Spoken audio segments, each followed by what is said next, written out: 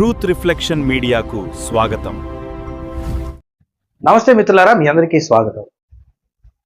మనం ఈ తెలుగు రాష్ట్రాల్లో జరుగుతున్న కొన్ని దారుణాలని మతం పేరు మీద మనం గమనిస్తూనే ఉన్నాం.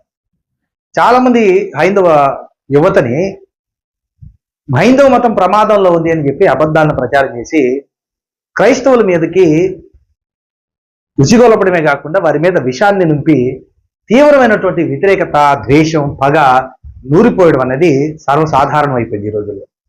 దీనికి కారణం ఏంటంటే, ఒక రాజకీయ పార్టీ తెలుగు రాష్ట్రాల్లో తన బలాన్ని పెంచుకోవడానికి ఏదైనా వాళ్ళకు అలవాటుగా మంచి చేస్తానో ప్రజా ప్రయోజనాలకి ఉపయోగపడే పథకాలు ఇస్తానో కాకుండా మతాన్ని కాపాడుతానని ఇప్పటికే ఉత్తర భారతదేశంలో అస్తవ్యస్తం చేసి ప్రజలు ఉద్యోగాలకి, ఆర్థిక అభివృద్ధికి నోచుకోక నిత్యం కులము, మతం అనే గొడవల్లో తన్నుకు చేస్తున్న దారుణమైన పరిస్థితులు మనం చాలా సంవత్సరాలుగా చూస్తున్నాం. కానీ మన తెలుగు రాష్ట్రాలు అట్లాంటిది కాదు. కొంచెం విఘ్నతతోనూ, తెలివిగాను, చాలా అభ్యుదయ భావాలతో ఉంది అని మనం భావిస్తున్న తరుణంలో కొంతమంది పెంపుడు కుక్కల్ని ఆ పార్టీ పెంచి పోషించడమే కాకుండా వాళ్ళకి డబ్బులు ఇచ్చి వాళ్ళని యూట్యూబ్లో ఛానల్స్ పెట్టించి సరిగా చదువుకోవడాలని ఏలుముద్రగాళ్ళని 10వ తరగతి 5వ తరగతి చదువుకున్నటువంటి నిశానిగాళ్ళకి 4 ముక్కలు నేర్పించి సోషల్ మీడియాలో పెట్టి వాళ్ళ ద్వారా రోజు రోజుకి ప్రజలలో వైషమ్యాన్ని సృష్టించి పనిచేశారు. అలా సృష్టించినప్పుడు నిజమే అని కొంతమంది నమ్మి ఆ అబద్ధాలని ప్రచారం చేసిన వ్యక్తుల్లో ఇదిగో మనకు కనపడుతున్నటువంటి ఈ సహోదరి ఒకరి. ఈవిడ ఈ మధ్య సత్యాన్ని తెలుసుకున్న తర్వాత ఇది కరెక్ట్ కాదు, ఇది న్యాయం కాదు, ఇది ఏదో తేడా జరుగుతుంది, ఒక పార్టీ ప్రయోజనాల కోసం జరుగుతుంది తప్ప ధర్మం కోసం కాదు. ఒకవేళ ధర్మం కోసం అయితే సోషల్ మీడియాలో ధర్మ స్థాపన కోసం అంటూ, హిందూ ధర్మ పరిరక్షణ అంటూ మాట్లాడుతున్నటువంటి కరుణాకర్ సుగ్గున, లలిత్ కుమారు, అలాగే రాధా మనోహర్ దాస్, ఇక వాళ్ళ చెంచాలు వీళ్ళందరూ కలిసి నిజంగా ధర్మం కోసం అయి ఉంటే ధర్మం యొక్క గొప్పతనాన్ని చెప్పి ఉండేవాళ్ళు. చూడండి, వీళ్ళలో ఎవ్వరు కూడా వాళ్ళ ధర్మం గురించి చెప్పాల. మీకు ఒక ఉదాహరణ చెప్తాను. మన ఇంటి పక్కన ఎవరైనా కొంచెం చదువుకొని వాళ్ళ టాలెంట్తోనూ కష్టంతోనూ ఎదుగుతున్నారు అనుకోండి, వాళ్ళని చూసి ఏడ్చి వాళ్ళని కోల్చాలి అని చెప్పి వాళ్ళ మీద నిత్యం బొద్దు చల్లితే దాన్ని ఏమంటారు? వేధవతనము, పనికిమాలతనం అంటారు. అంతేగాని వాడిని చూసి రోషంతో నేను కూడా కష్టపడి చదువుకొని నేను కూడా ఉన్నతుడిని అయితే అది గొప్ప సవాల్ అంటారు. కానీ ఈ మధ్య ఈ మతోన్మాదులు క్రైస్తవ్యం ఎదగడం, క్రైస్తవ్యం యొక్క గొప్పతనాన్ని చూసి ప్రజలు విశ్వసించడం చూసి, అరే క్రైస్తవ్యం కంటే మనం ఎందుకు వెనకబడ్డాం, మనం కూడా మన ధర్మం గొప్పతనం చెప్దాం, మన దేవుళ్ళు గొప్పతనం, అలా మన గ్రంథాల గొప్పతనం చెప్దాం అనుకుంటా ఈ ఎవ్వడు కూడా ఒక్కసారి కూడా వాళ్ళ మత గ్రంథాల గురించి చెప్పకుండా, ఇప్పుడు ధర్మస్థాపన, ధర్మ ప్రచారం అంటే ఏం చెప్తారంటే వాళ్ళ ధర్మం గురించి చెప్తారు. పరధర్మం గురించి చెడు చెప్పడం, వాళ్ళ గురించి తిట్టడం, వాళ్ళని బూతులు ఆడటం, లేదా వాళ్ళ గ్రంథాన్ని, వాళ్ళ దేవుళ్ళని కించపరచడం ధర్మస్థాపన, ధర్మ పోరాటం అవుతుందా? ఈ వేదవులు అదే చెప్తారు. ఈ ఈ తప్పుడు విధానాల్ని ఇలాంటి వాళ్ళు వ్యతిరేకించి ఇది కరెక్ట్ కాదు, మన ధర్మం గురించి చెప్పకుండా పక్క ధర్మాన్ని ఉన్నది లేనిది కూడా అబద్ధాలను చెప్పడమే కాకుండా వాళ్ళ దేవుళ్ళని, ధర్మాలని, వాళ్ళ మతాన్ని ఎందుకు అంత కించపరచాలి అని చెప్పి ఈ చెల్లి ఆలోచించి సరైనటువంటి దారిలోకి, నిజమైన భారతీయ దారిలోకి వచ్చింది. నిజమైన ఈ భారతీయ ధర్మం, లౌకిక ధర్మం ఏంటంటే అందరూ బాగుండాలి, అందరూ ఎదగాలి, అందరూ ఉన్న స్థితిలో వెళ్ళాలి అని. ఇప్పుడు ఒక భారతీయుడిగా నేను ఎప్పుడు కోరుకుంటాను, క్రైస్తవ్యమో లేకపోతే హిందూ మతమో లేకపోతే ఇస్లామో కాదు, నేను ఏ మతాన్ని వెనకేసుకొని నేను రావడల్లా. క్రైస్తవ్యం కొరకు నేను ఎందుకు మాట్లాడతానంటే వాళ్ళు బలహీనులుగా, మైనారిటీలుగా ఉన్నారు, వాళ్ళ మీద తీవ్రమైన దాడి జరుగుతుంది కాబట్టి వాళ్ళ తరపున వాయిస్ వినిపించకపోతే వాళ్ళకి ప్రమాదం అని నా సమాజంగా నేను మాట్లాడుతున్నాను తప్ప నేను ఈ మతాన్ని కించపరచగల, నా మతాన్ని అంటున్న వాళ్ళకి సమాధానం చెప్తున్నాను అంతే. అలాగే ఈ దేశంలో నేను అందరూ బాగుండాలని కోరుకుంటా. హిందూ, ముస్లిం, క్రిస్టియన్ కలిసిమెలిసి అమెరికా, చైనా కంటే ఉన్నత స్థాయిలో మన దేశం వెళ్ళాలి, ఉన్నతమైన స్థాయిలోకి ఎదిగేట్టుగా అందరూ కష్టపడి ఐకమత్యంతో ముందుకు వెళ్ళాలని నేను మనస్ఫూర్తిగా మనసా వాచ కోరుకుంటాను. కానీ ఈ వెధవులు అట్లా కాదు. వీళ్ళకు ఇంత దారుణం అంటే మతం పేరు చెప్పుకొని నీచంగా అడుక్కు తింటారు. క్యూఆర్ కోడ్లు పెట్టుకుంటారు. పాస్టర్లనేమో దశంభాగాల పేరు మీద విమర్శిస్తారు. వీళ్ళేమో క్యూఆర్ కోడ్లు పెట్టుకొని 5 రూపాయలు 10 రూపాయలు కూడా అడుక్కునే నీచ వెధవులు అంటే నమ్మండి. అలాంటి దిగజారిపోయే వెధవులు ఈ వీటిని మధ్య ట్రోల్ చేయడం ప్రారంభించారు. కారణం ఏంటంటే ఇది తప్పు, ఇతర మతాలను అనడమే కాదు, మన తప్పులను కూడా మనం సరిదిద్దుకుందాం, మన తప్పులను కూడా మనం ఖండిద్దాం అని ఈ సహోదరి చెప్పింది. ఇందులో ఏమైనా తప్పుందా? మీరు చెప్పండి. ఇప్పుడు అరుణాచల మోక్ష మార్గం అని చెప్పి ఒక చిన్న సందులో నుండి దూరడం ప్రారంభించారు. వాస్తవానికి అది మూఢనమ్మకం. ఏ హిందూ మతం కూడా నాకు తెలిసినైతే చెప్పదు. ఎందుకంటే ఒక సందులో దూరితే మోక్షం వస్తుందని చెప్తారండి. ఆ సందులో సన్నోళ్ళు ఉంటారు, లావుటోళ్ళు ఉంటారు, కొంచెం ఉభయకాయలు ఉంటారు. ఇలాంటి వాళ్ళు దూరితే ప్రమాదం కదా. ఇది ఇప్పుడు ఈ వెధవలు ఎప్పుడు కూడా దీని గురించి మాట్లాడరు. ఇది తప్పని ఈ సహోదరి చెప్పింది. చెప్పడమే కాకుండా ఈ మతోన్మాదులు ఎవరైతే ఉన్నారో వీళ్ళది కూడా తప్పని చెప్పింది. ఆ చెప్పడమే ఆవిడ పని అండి. ఇక ఆవిడని తిట్టడం మొదలుపెట్టారు, విమర్శించడం మొదలుపెట్టారు. ఎంతవరకు న్యాయం ఇది? ఇప్పుడు ఆవిడ ఏం చెప్తుందో అసలు ఈ మతోన్మాద బ్యాచ్, వాట్సాప్ యూనివర్సిటీ, ఈ బండారం అంతా ఆ చెల్లి చెప్తుంది. నేను మొట్టమొదటిగా నేనేం చెప్పదలుచుకున్నానంటే హ్యాట్స్ ఆఫ్ చెప్తున్నా. సహోదరి, మీరు మంచి దారిని అనుకున్నారు.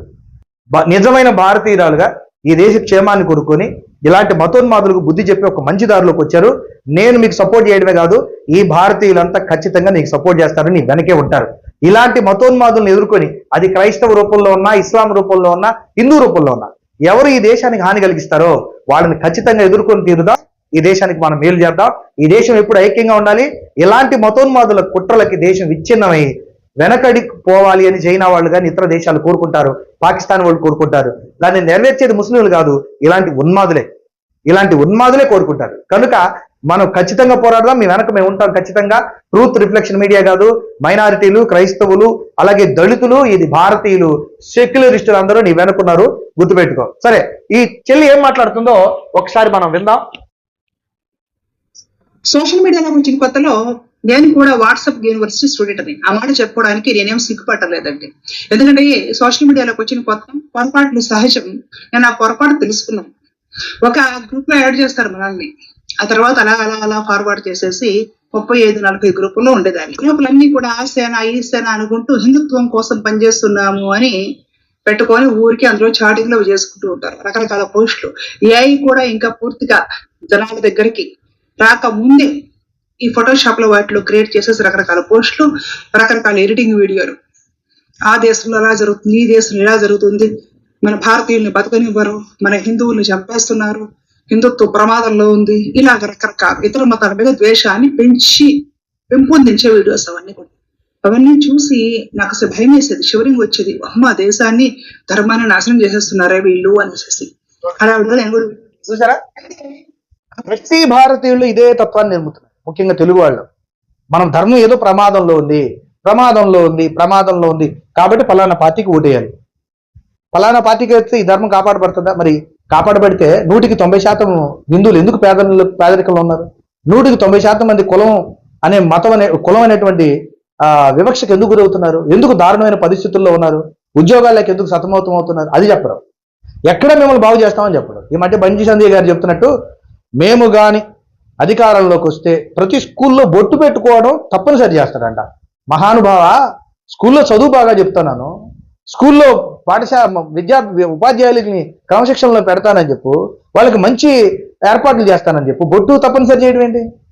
అందుకు నువ్వు రావాలా? ఏ పంతుల చేత అందరు తప్పకుండా బొట్టు పెట్టుకొని పోయా అంటే అందరు పెట్టుకుంటారు, నువ్వు చెప్తేనే పెట్టుకుంటారేంటి హిందువులు బొట్లు? ఇది చూసారా ఎంత ఎంత ఎంత ప్రజల్ని ఎంత మభ్య పెట్టడమా? ఇది ఇప్పుడు వాట్సాప్ యూనివర్సిటీ ఏం చేస్తుందో ఒక మాజీ వాట్సాప్ యూనివర్సిటీ చెల్లి చెప్తుంది, వినండి. మరి హిందుత్వంలో అందరూ పద్ధతి గల వాళ్ళే ఉన్నారా? పవిత్రమైన వాళ్ళే ఉన్నారా? హిందుత్వంలో ఎవరు దొంగలు లేరా? దోచుకునే వాళ్ళు లేరా? స్వార్థపరులు లేరా? నమ్మిన వాళ్ళని మోసం చేసే వాళ్ళు లేరా హిందుత్వంలో? మరి వాళ్ళ సంగతి ఏంటి? వాళ్ళ వల్ల మోసపోతున్నది కూడా హిందువులే కదా. చెల్లి, నువ్వు అన్నది మంచిదే. ఇప్పుడు వాళ్ళు అట్లాగా చెల్లి, వాళ్ళ వలన ఎక్కువ శాతం మంది హిందువులే మోసపోతున్నారు, క్రైస్తవులేం కాదు. క్రైస్తవులకు క్లియర్ గా తెలుస్తుంది, ఎందుకంటే వాళ్ళని వీళ్ళు విమర్శిస్తున్నారు కాబట్టి. కానీ మంచి వాళ్ళ పేరు మీద చాలా మంది దొంగ బాబాలు, దొంగ స్వామీజీలు, అలాగే రత్నాలు, నామాలు అవన్నీ చెప్పి ప్రజలకి దొంగ సొమ్ము దొంగ వస్తువులు అంటగట్టి వాటికి ఏదో మహిమలు ఉన్నాయని చెప్పి చాలా మంది హిందువులు మోసం చేస్తున్నారు. అలాంటి సందర్భంలో నిజమైన హిందూ ఏం చేస్తాడు? ఖండించి బుద్ధి చెప్పి, అమ్మా ఇది న్యాయం కాదు, ఇది అబద్ధం అని చెప్పి అవగాహన కలిగిస్తారు. అబ్బే, ఈ వెధవులు ఆ పని చేయరు, నువ్వన్నా అలా ఆలోచిస్తున్నావు. వాళ్ళు అట్లా కాదు. ఎవరైతే హిందువులు మోసం చేశారో వాళ్ళ దగ్గరికి వెళ్ళి లలిత్ కుమార్, భరతవర్ష అనే వాళ్ళు ఉన్నారు కదా, అక్కడ కూర్చొని బేరాలు ఆడతారు. ఒక 60 లక్షలు, ఫస్ట్ 10 లక్షలు, లేదు ఇంకా బాగా దోచుకుందాం 50 లక్షలు, అది కూడా కాదు 60 లక్షలు. నీ వ్యాపారం నీదే, నా వ్యాపారం నాదే. అంటే నువ్వు దోచుకోవాల్సింది దోచుకో, నేను దోచుకోవాల్సింది నేను దోచుకుంటా. నీకు నచ్చింది నువ్వు దోచుకో, నాకు నచ్చింది నేను దోచుకుంటా అని నిస్సిగ్గుగా హిందువుల మనోభావాల్ని, హిందువుల భక్తిని అమ్ముకునే దిగజారిపోయిన పనులు ఆ వెధవలు చేసి ఈరోజు మళ్ళీ ధర్మము మతము అంటారు సిగ్గు లేకుండా. చూడండి, అప్పటి వరకు హిందుత్వం కోసం అరవీర భయంకరంగా పోరాడుతున్న కలియుగ అపర సత్యభామ ఉన్నట్టుండి దేశద్రోహ అయిపోద్ది అనమాట. హిందూ ద్రోహి, హిందూ వ్యతిరేకి, హిందూ ముసుగులో నాటకం వేస్తున్న క్రిస్టియన్ చూసారా, డబ్బులు వచ్చాయి. మతోన్మాదులుగా ఇతర మతాలని తిడుతూ ఉంటేనేమో వాళ్ళు ధర్మస్థాపకులు, నిజమైన హిందువులు. అరే ఇతర మతాలతో మనకి ఎందుకురా భయ్, మన మతాన్ని మనం పెంచుకుందాం, మన మతం గురించి మనం మాట్లాడుకుందాం అంటే రాజ్యాంగబద్ధంగా అంటేనేమో ఇది హిందువో క్రిస్టియనో, లేకపోతే వాళ్ళు తొత్తు అయిపోతాడు, లేకపోతే ముస్లిం తొత్తు అయిపోతాడు. సిగ్గులేదురా వెధవల్లారా, సిగ్గులేదు ఈ మాట మాట్లాడడానికి. అరే రాజ్యాంగాన్ని వ్యతిరేకించి దారుణంగా ఇతర మతాలను తిడుతుంటే ఆడు ధర్మీ హిందూ అవుతాడా? హిందూ ఇతర మతాలను తిడతాడా? ఇతర మతాలని నీచంగా మాట్లాడతాడా? అలా మాట్లాడిపోతాడు హిందువు గాడా? అరే వాళ్ళు హిందువులు గాడరా, మతోన్మాదులు అవుతారు. వాస్తవానికి హిందువులు ఎవరు మతోన్మాదులు కాదు. మీరు వాళ్ళని అలా తయారు చేయాలని అమాయకులైనటువంటి యువతని చెడగొట్టి వాళ్ళల్లో విషాన్ని నింపి వాళ్ళ జేబులు ఖాళీ చేస్తున్నారు. అది ఈ చెల్లి తెలుసుకుంది. వాళ్ళ జేబులు ఖాళీ చేసేదే కాకుండా వాళ్ళని ఉన్మాదులుగా తయారు చేసే పరిస్థితికి వెళ్తున్నారు. దేశం భక్తిని పెంచకుండా ఇతరుల మీద శత్రుత్వాన్ని పెంచుతున్నారు. అది మీ వెధవ పని. రకరకాల ఆల్ఖైదా సంస్థల నుండి నాకు డబ్బులు వచ్చాయి, ఇవన్నీ క్రియేట్ చేస్తారు. అంటే వీళ్ళని క్వశ్చన్ చేయకూడదు. ఇప్పుడు ఎలా అయితే ఈ స్టూడెంట్స్ పాపము ప్రభుత్వాన్ని క్వశ్చన్ చేస్తుంటే ఈ భజన బ్యాచ్ వీళ్ళందరినీ దేశ ద్రోహుల కింద చిత్రీకరిస్తుందో, ప్రశ్నించిన దానికి, నిరసన తెలియజేసిన దానికి, మరి హిందుత్వంలో కూడా ఇన్ని లోపాలు దోషాలు ఉన్నాయి కదా, దీని వలన బాధపడేది మోసపోయేది కూడా హిందువులే కదా అని మనం కానీ మాట్లాడామంటే మనల్ని కూడా హిందూ ద్వేషిగా, దేశ ద్రోహిగా వీళ్ళు చిత్రీకరిస్తారు. అంటే వీళ్ళు చూడండి, ఇప్పుడు కాక్రోచ్ జనతా పార్టీ ప్రారంభించింది హిందువులు, ఉద్యమం చేస్తుంది హిందువులు, నష్టపోయింది హిందువులు, మాట్లాడుతుంది హిందువులు, ఏడుస్తుంది హిందువులు, బిడ్డలను కోల్పోయింది హిందువులు, ప్రశ్నిస్తుంది కూడా హిందువులే. కానీ వాళ్ళు ప్రశ్నించకూడదట.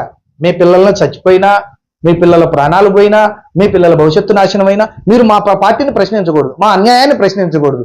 ప్రశ్నిస్తే మీరు దేశద్రోహులు, చైనా ఏజెంట్లు, పాకిస్తాన్ ఏజెంట్లు. సిగ్గులేదురా బతకడానికి ఆ మాట అనడానికి. దేశంలో 90% మంది ప్రజలు నష్టపోతుంటే 5%, 2% కూడా లేనటువంటి పార్టీ కార్యకర్తలు, నాయకుల కోసం మీ బతుకులు నమ్ముకుంటుంది కాకుండా ప్రశ్నిస్తుంటే దేశద్రోహులు, ధర్మద్రోహులు అవుతారా? నష్టపోయేది ఎవర్రా? ఈ దేశంలో ఉన్నటువంటి మెజారిటీ హిందువులు కదా. మతం పేరు చెప్పి మీరు మోసం చేస్తుంది ఎవరిని? వాళ్ళని కదా. ఒక క్రైస్తవుని కొడితే ఒక్కడే నష్టపోతాడు. కానీ ఆ క్రైస్తవుల పేరు చెప్పి రోజు మీరు లక్షల మంది హిందువుల జేబులు దోచుకుంటున్నారు, వాళ్ళ భవిష్యత్తును నాశనం చేస్తున్నారు. ఇతర దేశాలు అభివృద్ధి పథంలో ఉంటే మతము, మూఢనమ్మకాల పేరు చెప్పి పాడైపోతున్న సమాజాన్ని బాగు చేయకుండా వాళ్ళని మరింత ఉన్మాదులుగా తయారు చేసి అభివృద్ధికి నోచుకోకుండా పేదరికంలోకి నెట్టేస్తుంటే ప్రశ్నించొద్దురా? ప్రశ్నిస్తే ఇట్లా దేశద్రోహులు అవుతారంట. ప్రశ్నిస్తే దేశద్రోహులు. చూడండి, ఈ చెల్లి చాలా ధైర్యంగా మాట్లాడుతుంటే కరుణాకర్ సుగ్గున, లలిత్ కుమార్, ఈ ఏదే అలగా బ్యాచ్ ఉందో ఆన్లైన్ అడుక్కు తినే బ్యాచ్, వీళ్ళు ఈ చెల్లిని టార్గెట్ చేశారు. నేను చెప్తున్నా, చెల్లి నువ్వు ధైర్యంగా ఉండు. మీలాంటి వాళ్ళందరికీ మేము ఖచ్చితంగా నైతికంగా మీకు తోడుంటాం. మత కోణంలో కాదు, ఈ దేశాన్ని మనం కాపాడుకోవాలి. ఈ దేశంలో ప్రజాస్వామ్యాన్ని కాపాడాలి, ఈ దేశంలో ఉన్న ప్రజలందరినీ కాపాడాలి. ఈ దేశ భవిష్యత్తును నాశనం చేస్తున్న రాజకీయ నాయకుల కుట్టిల రాజకీయాల నుండి మన ప్రజల్ని, మన దేశాన్ని కాపాడుకోవాలి. ఇక్కడ మతం సెకండరీ, కానీ ఆ మతాన్ని వాడుకుంటున్న దుర్మార్గుల్ని మాత్రం అది క్రైస్తవుడైనా, ముస్లిం అయినా, లేదా హిందువైనా మనం పక్కన పెట్టేయాల్సిందే. ఈ దేశానికి కావాల్సింది మతం కాదు, ఈ దేశానికి కావాల్సింది అభివృద్ధి. మతం అనేది మీ వ్యక్తిత్వం, మీ వ్యక్తిగతం, మీకు దేవునికి ఉండే సంబంధం. దాని సమాజంలో అందరికీ ఎందుకు ఉన్మాదాన్ని ఎక్కిస్తారు? ఈ చెల్లి మాత్రం చాలా ధైర్యంగా మాట్లాడుతుందండి, అద్భుతంగా మాట్లాడుతుంది. ఈవెన్ని దెబ్బ కొట్టాలి, ఏదో ఒకటి చేయాలని ప్రయత్నిస్తూ పాపం చాలా నీచంగా మాట్లాడుతున్నారు. ఒకసారి చూడండి.